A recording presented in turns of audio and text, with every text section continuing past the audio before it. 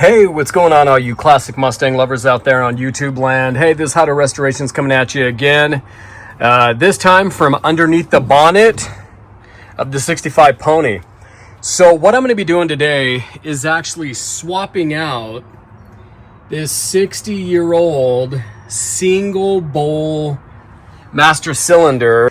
So I'm going to go ahead and do is switch to a double bowl, and this is going to separate the front and the rear brakes, which gives me a little bit more protection.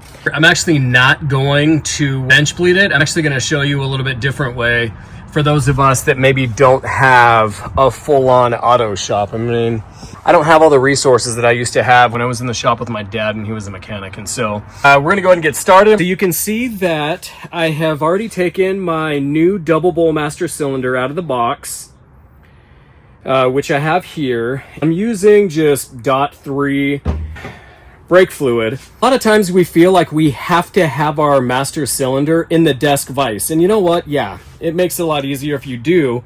But for those of us that are just weekend hobbyists that are potentially working on cars, you can see that you've got a metal insert here. So I just have myself a pretty large flathead screwdriver. And what I'm going to do is just hold this and bleed it all at once. So I generally just hold it against my body and then I push in. And as I push in, you can see that it's starting to bleed the master cylinder.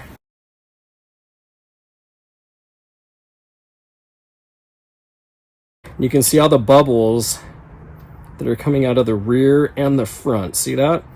So you're just going to bleed it and bleed it and bleed it until you have no more air. And if you don't feel comfortable holding it, what you can do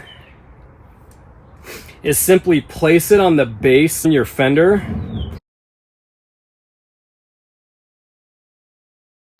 And you can literally just push in and bleed that way too. Bleeding your master cylinder is crucial because the last thing you're going to want is air inside your brake lines, because that obviously isn't going to help with the stoppage.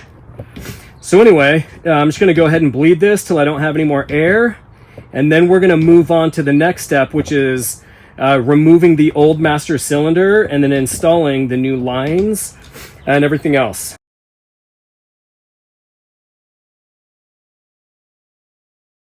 We will catch you on the next video. How to Restoration's out.